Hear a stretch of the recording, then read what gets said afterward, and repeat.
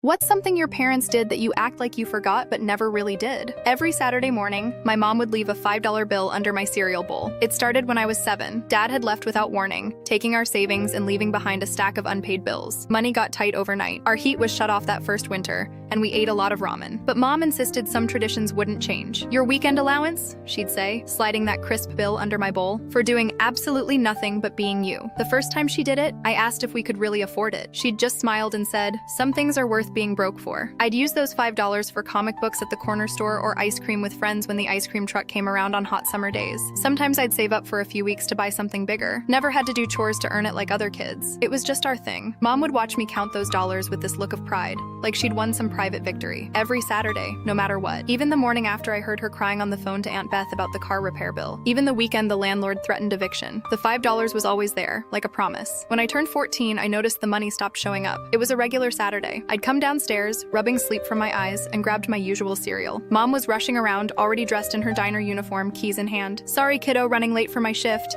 There's leftovers in the fridge for lunch," she called over her shoulder. I looked under my bowl. Nothing. I told myself she forgot. She was busy, working 2 jobs by then. The diner during days and cleaning office buildings at night. Sometimes she'd come home at 1 a.m., still wearing her yellow uniform with the coffee stains, and fall asleep on the couch with her shoes still on. The next Saturday, no $5 again. Or the next. I never mentioned the missing money. Never asked what happened. Figured we couldn't afford it anymore, and I was too embarrassed to bring it up. Didn't want her to feel bad. Instead, I got a part-time job bagging groceries at the supermarket down the street. The manager let me work Saturdays even though I was underage. Started buying my own stuff. Told myself I was too old for allowance anyway. That it was childish to expect my struggling mom to keep giving me money for nothing. Sometimes I'd catch her looking at me with this strange expression when I'd come home from work, my own money in my pocket, like she wanted to say something but couldn't find the words. On my 16th birthday, she asked if I missed our Saturday thing. I just shrugged and said, "Nah, I'm good." The disappointment that flashed across her face made my stomach twist, but I pretended not to notice. For years, I pretended I didn't remember our Saturday tradition. After college, I moved back home temporarily. First Saturday morning, I shuffled to the kitchen half asleep. There was Mom, looking older now, hair streaked with gray. She smiled when she saw me. "Want some cereal?" I nodded, watching as she poured it. Then she hesitated, reaching into her pocket. "Almost forgot," she whispered, sliding a $5 bill under my bowl. Her hands were cracked from years of cleaning houses. "Mom, you don't have to." "I know," she cut me off, "but I owe you." Confused, I asked what she meant. She opened a drawer and pulled out a small notebook. Inside were dates going back 8 years, every Saturday I'd missed. "When things got bad, I couldn't keep giving you the money," she explained, "but I kept track of every single one. Been saving up quarters and dollar bills whenever I could." That's when she pulled out an envelope stuffed with cash. $215, she said. Every Saturday I missed. I realized she'd been planning this for years, saving pennies from her tips, just to keep a promise I pretended to forget. "I'm sorry it took so long," she whispered.